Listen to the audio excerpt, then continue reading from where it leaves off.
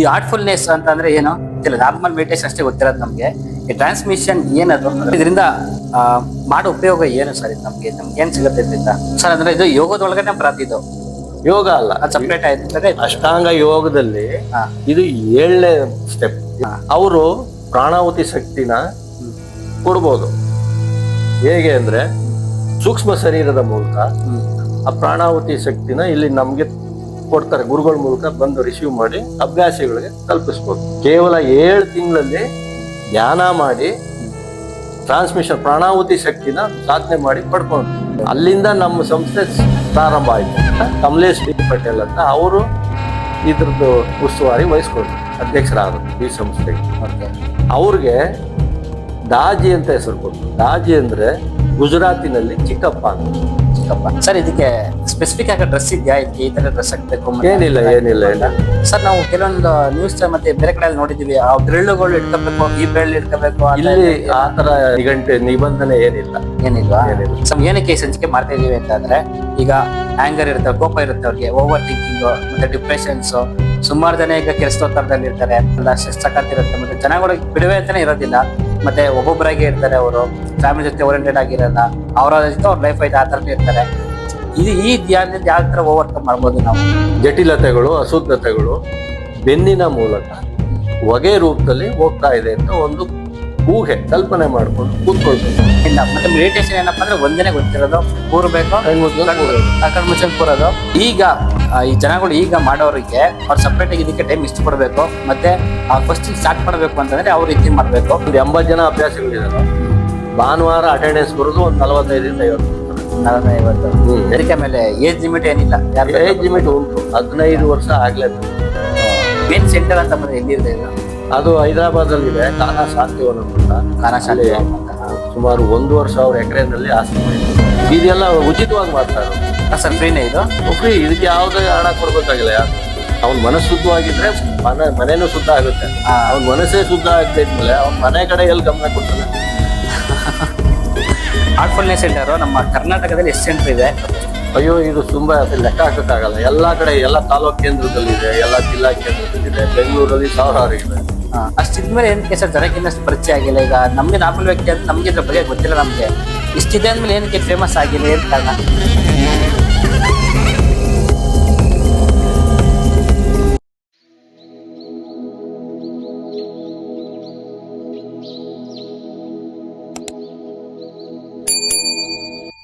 Hi, ಎಲ್ರಿಗೂ ನಮಸ್ಕಾರ. ನಾನು ನಿಮ್ಮ ಪ್ರೀತಿಯ ಜಂಜು ಗಗನ್ ಮಾತಾಡ್ತಾ ಇದ್ದೀನಿ. ಇವತ್ತು ನಮ್ಮ ಚಾನೆಲ್ ನಲ್ಲಿ 4ನೇ ಎಪಿಸೋಡ್. ಇವತ್ತು ನಮ್ಮ ಜೊತೆ ಸ್ಪೆಷಲ್ ಗೆಸ್ಟ್ ಇದ್ದಾರೆ. ಯಾರಪ್ಪ ಅಂತಂದ್ರೆ Jairam S sir, preceptor, Heartfulness meditation centre in Mandya. ಇವತ್ತು ಇವ್ರ ಜೊತೆ ಇರೋದು ನಮಗೆ ಆನರ್ ಅಂತ ಹೇಳ್ಬೋದು. ಸೊ ಸರ್, ಜೈರಾಮ್ ಸರ್, ನಿಮ್ಗೆ ನಮ್ಮ ಚಾನಲ್ಗೆ ಸ್ವಾಗತ. ಧನ್ಯವಾದಗಳು. ಮೊದಲನೇದಾಗಿ ಮೆಡಿಟೇಷನ್ ಅಂದ್ರೆ ನಿಮ್ ಪ್ರಕಾರ ಏನು ಸರ್? ಮೆಡಿಟೇಷನ್ ಅಂದ್ರೆ ಧ್ಯಾನ. ಧ್ಯಾನದಲ್ಲಿ ಸಾಕಷ್ಟು ವಿಧಾನಗಳಿವೆ. ಅದರಲ್ಲಿ ಆರ್ಟ್ಫುಲ್ನೆಸ್ ಧ್ಯಾನ ಇದೆಯಲ್ಲ, ತುಂಬಾ ವಿಶೇಷತೆ ಇದೆ. ಆಧ್ಯಾತ್ಮಿಕ ಸಂಸ್ಥೆಗಳು 1000 ಇದೆ, ಆದ್ರೆ ನಮ್ಮ ಆರ್ಟ್ಫುಲ್ನೆಸ್ ಸಂಸ್ಥೆ ವಿಶೇಷ ಏನಂದ್ರೆ ನಮ್ಮಲ್ಲಿ ಪ್ರಾಣಾಹುತಿಯ ಫೆಸಿಲಿಟಿ ಇದೆ. ಅಂದ್ರೆ ಪ್ರಾಣಾಹುತಿ ಇದು ಗುರುಗಳಿಂದ ಬರುತ್ತೆ, ಪ್ರಿಸೆಪ್ಟರ್ ಮೂಲಕ ಬಂದು ಅಭ್ಯಾಸಿಗಳಿಗೆ ತಲುಪುತ್ತೆ. ಇದು ಬೇರೆ ಯಾವುದೇ ಸಂಸ್ಥೆನಲ್ಲಿ ಈ ಸೌಲಭ್ಯ ಇಲ್ಲ. ಸೊ ಆದ್ರಿಂದ ಅದಕ್ಕೂ ಇದಕ್ಕೂ ತುಂಬಾ ವ್ಯತ್ಯಾಸ ಇದೆ ಧ್ಯಾನ ಮಾಡೋದು.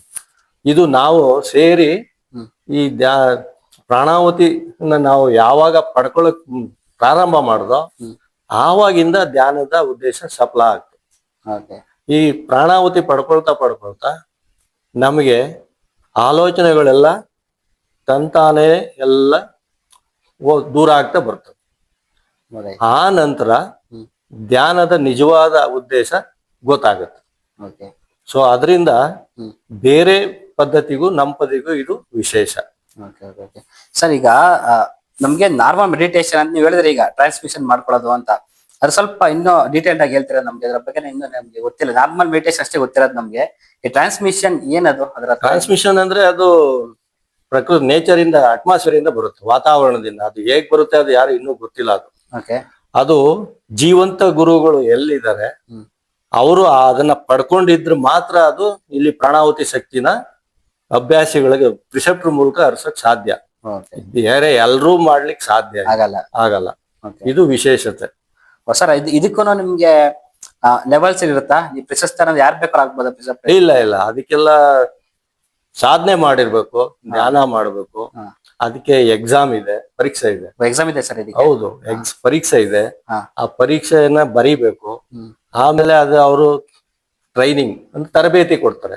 ಹೇಗೆ ಪ್ರಿಸೆಪ್ಟರ್ ಕೆಲಸ ಹೇಗೆ ಮಾಡ್ಬೇಕು, ಅಭ್ಯಾಸಿಗಳಿಗೆ ಯಾಕೆ ಟ್ರೈನಿಂಗ್, ಅದೆಲ್ಲ ತರಬೇತಿ ಇದೆ. ಅದಾದ್ಮೇಲೆ ಗುರುಗಳು ಪರ್ಮಿಷನ್ ಕೊಡ್ತಾರೆ, ಅಂದ್ರೆ ಮಾಡ್ಬೋದು ಅಂತ. ಆ ನಂತರನೇ ಪ್ರಾರಂಭ ಮಾಡ್ಬೇಕು, ಎಲ್ರೂ ಮಾಡ್ಲಿಕ್ಕೆ ಆಗಲ್ಲ. ಓಕೆ ಓಕೆ ಸರ್, ನೀವು ಇದಕ್ಕೆ ಯಾವ ತರ ಬಂದ್ರಿ ಈ ಫೀಲ್ಡ್ಗೆ? ಇದಕ್ಕೆ ಮೊದ್ಲು ಏನ್ ವರ್ಕ್ ಮಾಡ್ತಾ ಇದ್ರಿ? ನಾವು ಮಾಮೂಲಿ ಎಲ್ರ ತರನು ಕೆಲಸ ಮಾಡ್ಕೊಂಡು ಇದ್ದೋ. ಓಕೆ. ಏನ್ ಅನಿಸ್ತು ಅಂದ್ರೆ ಅದು ಯಾರೋ ಧ್ಯಾನಕ್ ಬನ್ನಿ ಅಂತ ಕರಿತಾ ಇದ್ರು. ನೋಡೋಣ ಅಂತ ಹೋದೋ. ಹೇಗೆ ಇದು ಗೊತ್ತಿಲ್ಲ, ತಪ್ಪು ಕಲ್ಪನೆ. ಅಲ್ಲಿ ಹೋದ್ಮೇಲೆ ಗೊತ್ತಾಯ್ತು, ಓಹೋ ಇದ್ರಲ್ಲಿ ಏನೋ ಇದೆ. ಸೊ ಆವಾಗ ಕೂತು ಮೊದ್ಲೇ ತಿಳುವಳಿಕೆ, ಇದಕ್ಕೆ ಹೆಚ್ಚಿನ ಮಾಹಿತಿ ಪಡ್ಕೊಂಡು ಆಮೇಲೆ ಧ್ಯಾನ ಮಾಡೋದು ಒಳ್ಳೇದು. Okay okay okay sir. ಸರಿ, ನೆಕ್ಸ್ಟ್ ಈಗ ಈ ಆರ್ಟ್ಫುಲ್ನೆಸ್ ಅಂತ ಅಂದ್ರೆ ಏನು? ಅದೇನಾ ಆರ್ಟ್ಫುಲ್ನೆಸ್ ಅದ್ರ ಬಗ್ಗೆ ನೀವು ಹೇಳೋದಾದ್ರೆ ಆ ಹೆಸರು ಯಾವ ತರ ಬಂತು ಆರ್ಟ್ಫುಲ್ನೆಸ್ ಅನ್ನೋದಕ್ಕೆ? ಹೃದಯದ ಮೇಲೆ ಧ್ಯಾನ ಮಾಡ್ತೀವಲ್ಲ, ಹೃದಯಾಧಾರಿತ ಧ್ಯಾನ ಇದು. ಅದಕ್ಕೆ ಆರ್ಟ್ಫುಲ್ನೆಸ್, ಹೃತ್ಪೂರ್ವಕದ ವಿಧಾನ ಇದು. ಸರ್, ಈಗ ನೀವು ಇನ್ನೊಬ್ರಿಗೆ ಹೇಳ್ಕೊಡ್ತೀರಾ ಅದನ್ನ? ನೀವು ಇನ್ನೊಬ್ರಿಗೆ, ನಾವು ಪ್ರಿಸೆಪ್ಟರ್ ಆದವರು ಧ್ಯಾನ ಮಾಡೋದು ಹೇಗೆ, ಗುರುಗಳಿಂದ ಟ್ರಾನ್ಸ್ಮಿಷನ್ ಹೇಗೆ ಕೊಡೋದು, ಅದನ್ನ ನಾವೇ ಕೊಡಕ್ಕಾಗಲ್ಲ, ಬೇರೆ ಯಾರು ಕೊಡಕ್ ಆಗಲ್ಲ. ಕೊಡ್ಬೇಕು ಗುರುಗಳ ಮೂಲಕ. Okay okay okay. ಅದನ್ನ ಕಲಿಬಹುದಾ? ಎಷ್ಟು ದಿನ ಬೇಕಾದ್ ಕಲಿಯೋದಿಕ್ಕೆ? ಯಾವ ತರ? ಅದು ಅವರವರ ಮನಸ್ಥಿತಿ ಮೇಲೆ ಹೋಗುತ್ತೆ. ಕೆಲವರು ಬೇಗ 1 ವಾರ 1 ತಿಂಗಳಲ್ಲೇ ಕಲಿಬಹುದು, ಅವ್ರಿಗೆ ಸಮಾಧಾನ ಸಿಗುತ್ತೆ. ಇನ್ ಕೆಲವರು 3 ತಿಂಗಳಾದ್ರೂ ಸಿಗಲ್ಲ. ಏತಕ್ಕೆ ಅಂದ್ರೆ ಅಲ್ಲಿ ಆ ಸಂಸ್ಕಾರಗಳ ಹೊರೆ ಯಾರು ಜಾಸ್ತಿ ತುಂಬಿಕೊಂಡಿರ್ತಾರೆ ಅವ್ರಿಗೆ ಸ್ವಲ್ಪ ಸಮಯ ತಗೊಳುತ್ತೆ. ಸ್ವಲ್ಪ ಹೌದು, ಸಂಸ್ಕಾರಗಳ ಹೊರೆ ಕಡಿಮೆ ಇದ್ದು ಅವ್ರಿಗೆ ಬೇಗ ಅದ್ರಲ್ಲಿ ಆಸಕ್ತಿ ಇದ್ದು ತುಂಬಾ ಸಿನ್ಸಿಯರ್ ಆಗಿ ಅಂದ್ರೆ ಪ್ರಾಮಾಣಿಕತೆಯಿಂದ ಮಾಡಿದಾಗ ಬೇಗ ಇದನ್ನ ಗಳಿಸ್ಕೊಳ್ಬಹುದು. Okay sir. ಸರ್, ಇದರಿಂದ ಮಾಡೋ ಉಪಯೋಗ ಏನು ಸರ್? ಇದು ನಮ್ಗೆ ಏನ್ ಸಿಗುತ್ತೆ ಇದರಿಂದ? ಈಗ ಒತ್ತಡದಿಂದ ರಿಲೀಫ್ ಆಗಿರ್ಬೋದು. ಈಗ ನಾವು ಸುಮಾರು ಜನ ಎಲ್ಲ ಬಿಸಿ ಶೆಡ್ಯೂಲ್ ಅಲ್ಲಿ ಇರ್ತಾರೆ, ನಾವು ಇದಕ್ಕೇನೆ ಇದು ಮಾಡ್ಬೇಕು ಅಂತ. ಈಗ ನಮ್ ಬರೋ ಜನರೇಷನ್ ನೀವು ನೋಡಿರ್ಬೋದು, ಅವ್ರಿಗೆ ಈ ಗೇಮ್ಸ್ ಆಡೋದಕ್ಕೆ ಮತ್ತೆ ರೀಲ್ಸ್ ಮಾಡೋದಕ್ಕೆ ತುಂಬಾ ಸಮಯ ಇರುತ್ತೆ. ನಾವ್ ಇದಕ್ಕೆ ಯಾಕೆ ಬರ್ಬೇಕು? ಇದರಿಂದ ಏನ್ ಸಿಗುತ್ತೆ ನಮ್ಗೆ? ಇದರಿಂದ ನೀವು ಮನಃಶಾಂತಿ ಬೇಕು, ಪ್ರತಿಯೊಬ್ಬ ವ್ಯಕ್ತಿಗೂ ಮನಃಶಾಂತಿ ಬೇಕು. ಹೌದು. ಮನಃಶಾಂತಿ ಇಲ್ಲದೆ ಇದ್ರೆ ಎಷ್ಟು ಹಣ ಐಶ್ವರ್ಯ ಇದ್ರೆ ಏನ್ ಪ್ರಯೋಜನ? ಹೌದು, ಅದು ಜೀವನ ಅಪೂರ್ಣ ಆಗ್ಬಿಡುತ್ತೆ. ಸರ್, ಇದು ನಮ್ಮ ಈ ಮೆಡಿಟೇಷನ್ ಮತ್ತೆ ಆರ್ಟ್ಫುಲ್ನೆಸ್ ಇದು ನಮ್ಮ ಇಂಡಿಯಾ ಇದಕ್ಕೆ ಯಾವ ತರ ಬಂತು ಸರ್? ಹೇಗ್ ಬಂತು ಇದು ನಮ್ಗೆ? ಇದು ತುಂಬಾ 5000 ವರ್ಷಗಳಿಂದ ಪತಂಜಲಿ ಋಷಿ ಇದಾರಲ್ಲ, ಅವ್ರದ್ದು ಮಾಡಿದ್ದು ರಾಜಯೋಗ ಪದ್ಧತಿ ಮೇಲೆ ಬೇಸ್ ಆಗಿದೆ. ಅಷ್ಟಾಂಗ ಯೋಗಗಳು, ರಾಜಯೋಗ ಅಷ್ಟಾಂಗ ಯೋಗಗಳು, ಯಮ, ನಿಯಮ, ಆಸನ, ಪ್ರಾಣಾಯಾಮ, ಪ್ರತ್ಯಾಹಾರ, ಧಾರಣ, ಧ್ಯಾನ, ಸಮಾಧಿ ಅಂತ ಅಷ್ಟಾಂಗ, ಈ 8 ವಿಧಗಳು. ಅದರಲ್ಲಿ ನಮ್ಮ ಗುರು ಏನ್ ಮಾಡಿದ್ದಾರೆ ಅಂದ್ರೆ, ಈ ಯಮ, ನಿಯಮ, ಆಸನ ಇವೆಲ್ಲ ಮಾಡ್ಕೊಂಡ್ ಬಂದ್ರೆ ಸಮಯ ಹಿಡಿಯುತ್ತೆ, ವ್ಯರ್ಥ ಆಗುತ್ತೆ ಅಂದ್ಬಿಟ್ಟು ನೇರವಾಗಿ 7ನೇ ಹಂತಕ್ಕೆ, ಧ್ಯಾನದ ಹಂತಕ್ಕೆ ಬಂದಿದ್ದಾರೆ ಸರ್. ಅಂದ್ರೆ ಇದು ಯೋಗದೊಳಗನೆ ಬರೋದಿದು? ಯೋಗ ಅಲ್ಲ, ಸಪರೇಟ್. ಅಷ್ಟಾಂಗ ಯೋಗದಲ್ಲಿ ಇದು 7ನೇ ಸ್ಟೆಪ್, 7ನೇ ಹಂತ.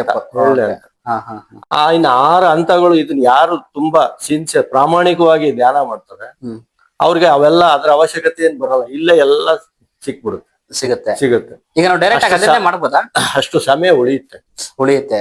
ಡೈರೆಕ್ಟ್ ಆಗಿ ಮಾಡ್ಬೇಕಂದ್ರೆ ಒಬ್ಬ ಗುರು ಬೇಕೇ ಬೇಕು. ಅದಕ್ಕೆ ಗೊತ್ತಿರೋ ನಾವು ಮಾಡ್ಬೇಕು. ಗುರು ಮೂಲಕನೇ ಮಾಡ್ಬೇಕು, ಗುರು ಇಲ್ದೇನೆ ಏನು ಸಾಧನೆ ಮಾಡಕ್ ಆಗಲ್ಲ. ಅದು ಗುರು ಅಂದ್ರೆ ಜೀವಂತ ಗುರು ಆಗಿರ್ಬೇಕು. ಸತ್ತಿರೋ ಗುರುಗಳು ಏನು ಮಾಡ್ಲಿಕ್ಕೆ ಆಗಲ್ಲ.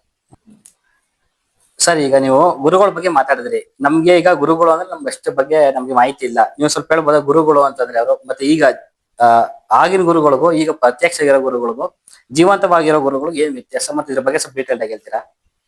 ಇಲ್ಲಿ ಧ್ಯಾನದಲ್ಲಿ ಯಾರು ಸಾಧನೆ ಮಾಡಿರ್ತಾರೆ, ಈಗ ಜೀವಂತ ಇರ್ತಾರೆ, ಅವರು ಜೀವಂತ ಗುರುಗಳು.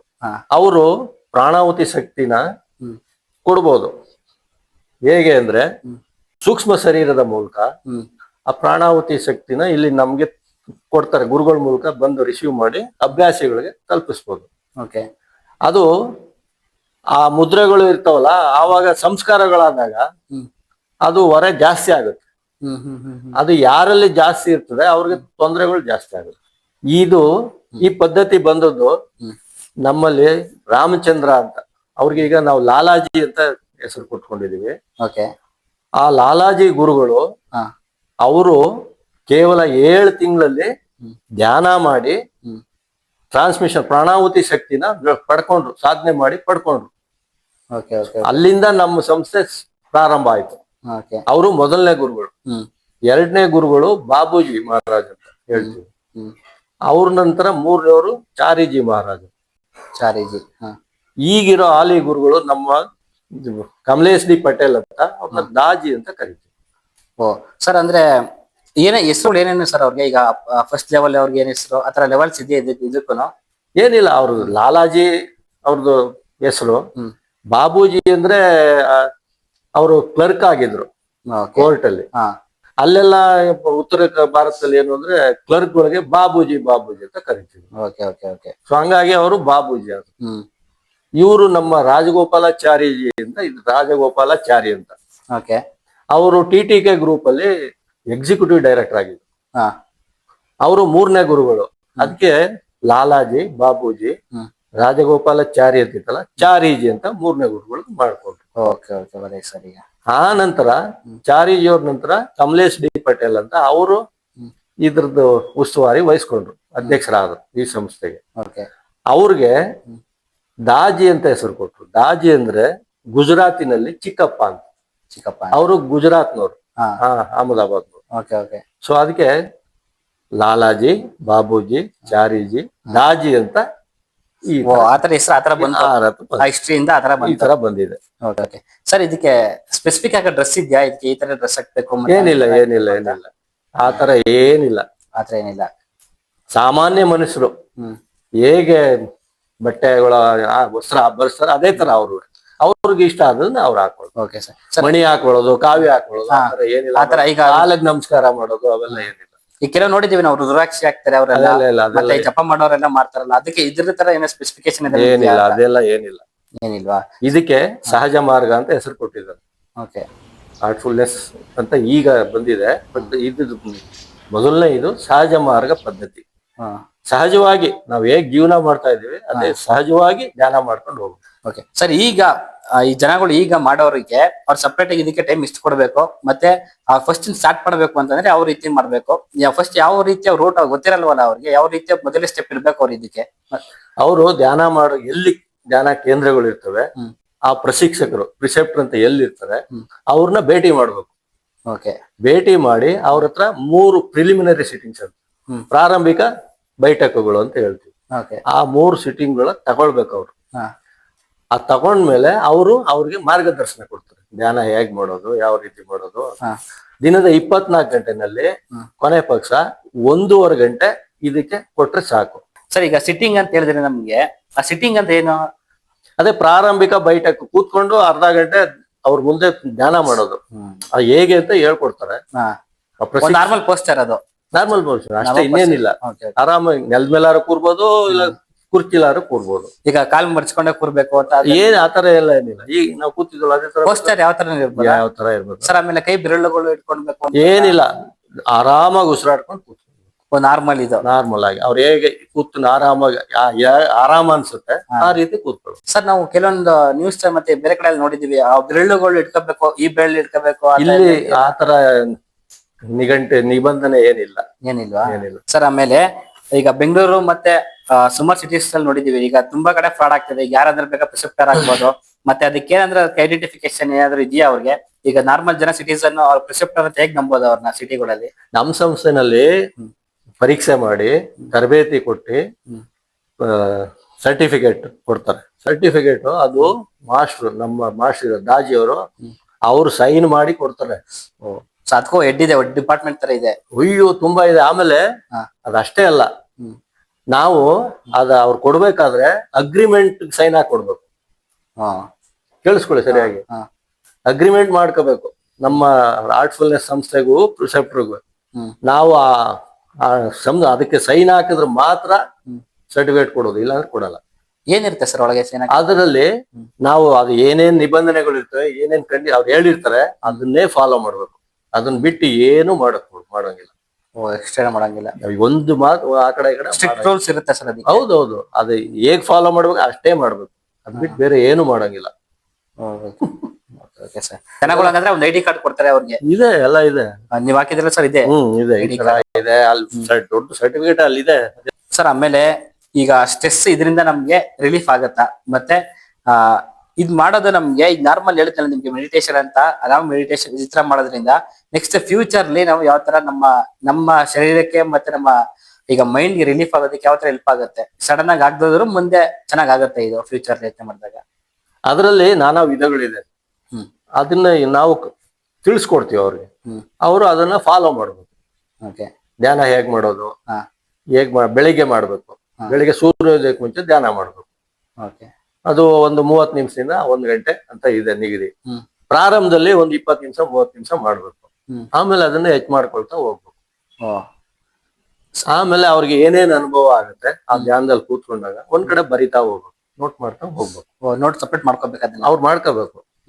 ಇಲ್ಲ ಅಂದ್ರೆ ಅವ್ರು ಹೇಗೆ ಗೊತ್ತಾವಣೆ ಆಯ್ತು, ಅವ್ರಿಗೆ ಏನ್ ಗೊತ್ತಾಗಲ್ಲ. ಆಮೇಲೆ 1 ತಿಂಗಳ 1 ವಾರ ಆದ್ಮೇಲೆ ಗೊತ್ತಾಗಲ್ಲ ಅವ್ರಿಗೆ. ನೋಡ್ದವ್ರ ಪ್ರಗತಿ ಆಗಲ್ಲ ಅವಾಗ. ಸರ್ ಈಗ ಬೆಳಿಗ್ಗೆ ಮಾಡೋರಿಗೆ ಅಂತ ಹೇಳಿದ್ರಲ್ಲ, ಈಗ ಬೆಳಿಗ್ಗೆ ಸಮಯ ಆಗಲ್ಲ ಅವ್ರಿಗೆ, ಈಗ ಬರೋವಾಗ ನೆಕ್ಸ್ಟ್ ಜನರೇಷನ್ ಅವ್ರಿಗೆ ಬೆಳಿಗ್ಗೆ ಸಮಯ ಆಗಲ್ಲ, ಬೇರೆ ಬೇರೆ ಒತ್ತಡ ಇರುತ್ತೆ.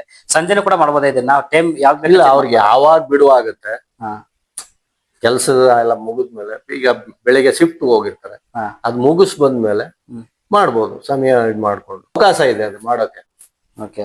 ಈಗ ಶಿಫ್ಟ್ ಮುಗಿಸ್ಕೊಂಡು 12 ಗಂಟೆಗೆ ಬರ್ತಾರೆ, ಆವಾಗ ಎಲ್ಲ ಫ್ರೆಶ್ ಆಗಿ ಆವಾಗ ಫ್ರೀ ಮಾಡ್ಕೊಂಡು ಮಾಡ್ಬಿಟ್ಟು ಆಮೇಲೆ ಅವ್ರ ಕೆಲಸಗಳು ಮಾಡ್ಬೋದು, ದೈನಂದಿನ ಕೆಲಸಗಳು. ಸರ್ ಈಗ ಬೆಂಗಳೂರು ಇರೋರ್ಗೆ ಇದ್ ನಾವ್ ಏನಕ್ಕೆ ಸಂಚಿಕೆ ಮಾಡ್ತಾ ಇದೀವಿ ಅಂತ ಅಂದ್ರೆ, ಈಗ ಆಂಗರ್ ಇರುತ್ತೆ, ಕೋಪ ಇರುತ್ತೆ ಅವ್ರಿಗೆ, ಓವರ್ ಥಿಂಕಿಂಗ್ ಮತ್ತೆ ಡಿಪ್ರೆಷನ್ಸ್. ಸುಮಾರು ಜನ ಈಗ ಕೆಲಸೋತ್ತರದಲ್ಲಿ ಇರ್ತಾರೆ, ಅವ್ರಿಗೆ ಸ್ಟ್ರೆಸ್ ಇರಲ್ಲ, ಸ್ಟ್ರೆಸ್ ಸಖತ್ ಮತ್ತೆ ಜನಗಳಿಗೆ ಬಿಡುವೆ ಅಂತಾನೆ ಇರೋದಿಲ್ಲ. ಮತ್ತೆ ಒಬ್ಬೊಬ್ಬರಾಗೆ ಇರ್ತಾರೆ, ಅವರು ಫ್ಯಾಮಿಲಿ ಜೊತೆ ಓರಿಯೆಂಟೆಡ್ ಆಗಿರಲ್ಲ, ಅವ್ರ ಜೊತೆ ಅವ್ರ ಲೈಫ್ ಆಯ್ತು ಆ ತರನೇ ಇರ್ತಾರೆ. ಈ ಧ್ಯಾನದಿಂದ ಯಾವ ತರ ಓವರ್ಕಮ್ ಮಾಡ್ಬೋದು ನಾವು? ಇದನ್ನ ಪ್ರತಿದಿನ ಧ್ಯಾನ ಮಾಡಿ ಸಾಯಂಕಾಲ ಶುದ್ಧೀಕರಣ ಅಂತ ಹೇಳಿ ಸಾಯಂಕಾಲ ಮಾಡೋದು. ಅದು ಸಮಯ ಇಲ್ದೇ ಇರೋರಿಗೆ ಅದ್ ಬೇರೆ. ಇದು ನಾರ್ಮಲ್ ಜನಗಳಿಗೆ ಸಾಯಂಕಾಲ ನಮ್ ಕೆಲಸ ಎಲ್ಲ ಆದ್ಮೇಲೆ ಕೂತು ಒಂದ್ 20 ನಿಮಿಷದಿಂದ 30 ನಿಮಿಷ ಶುದ್ಧೀಕರಣ ಮಾಡ್ಬೇಕು. ನಮ್ಮಲ್ಲಿ ಏನೇನು ತುಂಬಿಕೊಂಡಿರ್ತೀವಿ ಮನಸ್ಸಿನಲ್ಲಿ ಅದನ್ನ ಹೊರ ತೆಗಿಬೇಕು. ಯಾವ ತರ ಸರ್ ಅದು? ಅದು ಈ ಎಲ್ಲಾ ಜಟಿಲತೆಗಳು, ಅಶುದ್ಧತೆಗಳು ಬೆನ್ನಿನ ಮೂಲಕ ಹೊಗೆ ರೂಪದಲ್ಲಿ ಹೋಗ್ತಾ ಇದೆ ಅಂತ ಒಂದು ಊಹೆ, ಕಲ್ಪನೆ ಮಾಡ್ಕೊಂಡು ಕೂತ್ಕೊಳ್ಬೇಕು. ಅದು ಹೋಗುತ್ತೆ. ನಿಮಗೆ ಅದು 20 ನಿಮಿಷ ಅರ್ಧ ಗಂಟೆ ಆದ್ಮೇಲೆ ಅದು ಹೋದ್ಮೇಲೆ ನಿಮಗೆ ಒಂಥರ ಹಗುರತೆ ಬರುತ್ತೆ, ರಿಲೀಫ್ ಆದಾಗ ಆಗತ್ತೆ, ಹಗುರತೆ ಬರುತ್ತೆ. ನಿಮ್ಗೆ ಏನೋ ಒಂಥರ ಉಲ್ಲಾಸ, ಒಂಥರ ಚೆನ್ನಾಗ್ ಅನ್ಸುತ್ತೆ, ಗೊತ್ತಾಗತ್ತೆ ನಿಮಗೆ. ಸೊ ಆವಾಗ ಅದು ಶುದ್ಧೀಕರಣ ಕ್ರಿಯೆ ಅದು. ಸರ್ ಇದು ಹಾರ್ಟ್ಫುಲ್ನೆಸ್ ಸೆಂಟರ್ ನಮ್ಮ ಕರ್ನಾಟಕದಲ್ಲಿ ಎಷ್ಟು ಸೆಂಟರ್ ಇವೆ? ಅಯ್ಯೋ, ಇದು ತುಂಬಾ ಲೆಕ್ಕ ಹಾಕಕ್ಕಾಗಲ್ಲ. ಎಲ್ಲಾ ಕಡೆ, ಎಲ್ಲಾ ತಾಲೂಕ್ ಕೇಂದ್ರದಲ್ಲಿ ಇದೆ, ಎಲ್ಲಾ ಜಿಲ್ಲಾ ಕೇಂದ್ರದಲ್ಲಿ ಇದೆ, ಬೆಂಗಳೂರಲ್ಲಿ 1000 ಇವೆ. ಅಷ್ಟಿದ್ಮೇಲೆ ಏನಕ್ಕೆ ಸರ್ ಜನಕ್ಕೆ ಇನ್ನಷ್ಟು ಪರಿಚಯ ಆಗಿಲ್ಲ? ಈಗ ನಮ್ಗೆ ನಾರ್ಮಲ್ ವ್ಯಕ್ತಿ ಅಂದ್ರೆ ನಮ್ಗೆ ಇದ್ರ ಬಗ್ಗೆ ಗೊತ್ತಿಲ್ಲ. ನಮ್ಗೆ ಇಷ್ಟಿದೆ ಅಂದ್ಮೇಲೆ ಏನಕ್ಕೆ ಫೇಮಸ್ ಆಗಿಲ್ಲ? ಏನ್ ಕಾರಣ? ಅದು ಅವರು ಬದಲಾವಣೆ ತನ್ಕೋಬೇಕು, ನಾನು ಪರಿವರ್ತನೆ ಆಗ್ಬೇಕು, ನನಗ್ ಮನಃಶಾಂತಿ ಬೇಕು, ಅವರು ಬಯಸ್ ಬರ್ಬೇಕು ಜನಗಳು. ಅವರು ಹಣದಿಂದ ಅಧಿಕಾರದಿಂದ ಹೋಗ್ತಾರೆ, ಇದನ್ನ ಮರೀತಾರೆ, ಅವಾಗ ತೊಂದರೆಗಳು ಸ್ಟಾರ್ಟ್ ಆಗುತ್ತೆ. ಸರ್ ಅವರು ಈಗ ಜನಗಳು ನಾರ್ಮಲ್ ಆಗಿ ಫಿಲಮ್ಸ್ ಅಲ್ಲಿ ನೋಡ್ತಾರೆ, ಧಾರಾವಾಹಿ ನೋಡ್ತಾರೆ, ಮತ್ತೆ ಈಗ ಸುಮಾರಷ್ಟು ಒಂದು ಎಪಿಸೋಡ್ಸ್ ಗಳು ಈಗ ಮಾರ್ನಿಂಗ್ ಬೆಳಿಗ್ಗೆ ಮಾಡ್ತಾರೆ ಎಪಿಸೋಡ್ಸ್ ಗಳು. ಅಲ್ಲಿಂದ ಮೆಡಿಟೇಷನ್ ಏನ್ ಮಾಡ್ತಾರೆ ನಾವು ಅದನ್ನ ನೋಡ್ಕೊಂಡೆ ನಾರ್ಮಲ್ ಇದ್ ಮಾಡ್ಕೊಬಿಡ್ತಾರೆ. ಅದರಿಂದ ಇದ್ರ ಬಗ್ಗೆ ಅವ್ರಿಗೆ ಮಾಹಿತಿನೇ ಇಲ್ಲ. ಮತ್ತೆ ಮೆಡಿಟೇಷನ್ ಏನಪ್ಪಾ ಅಂದ್ರೆ ಒಂದೇನೆ ಗೊತ್ತಿರೋದು, ಕೂರ್ಬೇಕು, ಕಣ್ಮುಚ್ಕೊಂಡ್ ಕೂರೋದು. ಇಲ್ಲಿ ಆ ರೀತಿ ಇಲ್ಲ. ಇಲ್ಲಿ ಟ್ರಾನ್ಸ್ಮಿಷನ್, ಅದೇ ಪ್ರಾಣಾಹುತಿ ಶಕ್ತಿ ಕೆಲಸ ಮಾಡುತ್ತೆ. ಆ ಪ್ರಾಣಾಹುತಿ ಶಕ್ತಿನ ಯಾವ ಅಭ್ಯಾಸಿ ಪಡ್ಕೊಳ್ತಾನೆ ಆವಾಗ ಅವ್ರಿಗೆ ಅನುಭವ ಗೊತ್ತಾಗುತ್ತೆ. ಪ್ರಾಣಾಹುತಿ ಶಕ್ತಿ ನನಗೆ ಸಿಕ್ತು, ಅವಾಗ ಗೊತ್ತಾಗುತ್ತೆ. ಇದು ಬೇರೆ ಇನ್ಯಾವುದೇ ಪದ್ಧತಿನಲ್ಲಿ ಸಿಗೋದಿಲ್ಲ. ಇದು ನಮ್ಮ ಒಂದೇ ಪದ್ಧತಿನಲ್ಲಿ ಪ್ರಾಣಾಹುತಿ ಶಕ್ತಿ ಸೌಲಭ್ಯ ಇರೋದು. ಸರ್ ಈಗ ನಮ್ಮ ಮಂಡ್ಯದಲ್ಲಿ ಎಷ್ಟು ಸೆಂಟರ್ ಇದೆ ಅಂತ ನೀವು ಹೇಳ್ಬೋದಾ? ಮಂಡ್ಯದಲ್ಲಿ 2 ಇದೆ. ಒಂದು ನಿಮ್ದೊಂದು, ಇದೊಂದು, ಇನ್ನೊಂದು ಬರುತ್ತೆ. ಇನ್ನೊಂದು ಅಲ್ಲಿ ಸಿದ್ದೇಶ್ವರ ನಗರ ಅಂತ ಇದೆ, ಗೌರಿಶಂಕರ ಮುಂದೆ, ಅಲ್ಲಿ ಬರುತ್ತೆ. ಪ್ರಿಸೆಪ್ಟರ್ ಅಲ್ಲಿ ಪ್ರಿಸೆಪ್ಟರ್ ಇಲ್ಲ, ನಾವೇ ಹೋಗಿ ಅಲ್ಲಿ ಡಾಕ್ಟರ್ ಹೋಗ್ತಾರೆ, ಡಾಕ್ಟರ್ ಇರ್ತಾರೆ. ಸರ್ ಎಷ್ಟು ಮೆಂಬರ್ಸ್ ಬರ್ತಾರೆ ಡೈಲಿ ನಿಮ್ಗೆ ಇಲ್ಲಿ? ಇಲ್ಲಿ ಒಂದು 80 ಜನ ಅಭ್ಯಾಸಿಗಳಿದ್ದಾರೆ. ಭಾನುವಾರ ಅಟೆಂಡೆನ್ಸ್ ಬರೋದು ಒಂದು 45 ರಿಂದ 50 ಬರ್ತಾರೆ. 450. ಯಾಕೆಂದ್ರೆ ಭಾನುವಾರ ಏನೇನೋ ಪ್ರೋಗ್ರಾಮ್ ಇಟ್ಕೊಂಡಿರ್ತಾರೆ, ಅವ್ರು ತಪ್ಪಿಸ್ಕೊಳ್ತಾರೆ. ಸರ್ ಇದಕ್ಕೆ ಆಮೇಲೆ ಏಜ್ ಲಿಮಿಟ್ ಏನಿಲ್ಲ? ಏಜ್ ಲಿಮಿಟ್ ಉಂಟು, 15 ವರ್ಷ ಆಗ್ಲೇಬೇಕು.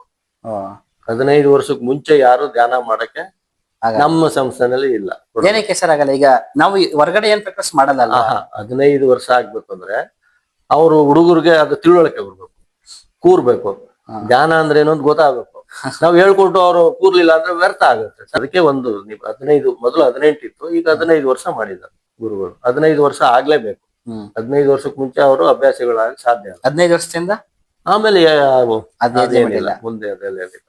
ಸರ್ ಆಮೇಲೆ ಈಗ ನಿಮ್ ಕರ್ನಾಟಕ ನಮ್ಮ ಇದ್ರಲ್ಲಿ ಐತೆ. ಈಗ ಮೇನ್ ಸೆಂಟರ್ ಅಂತ ಬಂದ್ರೆ ಎಲ್ಲಿದೆ ಇದು? ಅದು ಹೈದರಾಬಾದ್ ಅಲ್ಲಿ ಇದೆ, ಕಾನಾ ಶಾಂತಿವನಂ ಅಂತ. ಅಂತ ಸುಮಾರು 1,500 ಎಕರೆನಲ್ಲಿ ಆಶ್ರಮ ಇದೆ. ಅಲ್ಲಿ ನಮ್ಮ ಗುರುಗಳು ಅಲ್ಲಿ ಇರ್ತಾರೆ ಯಾವಾಗ್ಲೂ ಜಾಸ್ತಿ ಸಮಯ. ಸೊ ಅಲ್ಲಿ ವರ್ಷಕ್ಕೆ 4 ಭಂಡಾರ ಆಗುತ್ತೆ.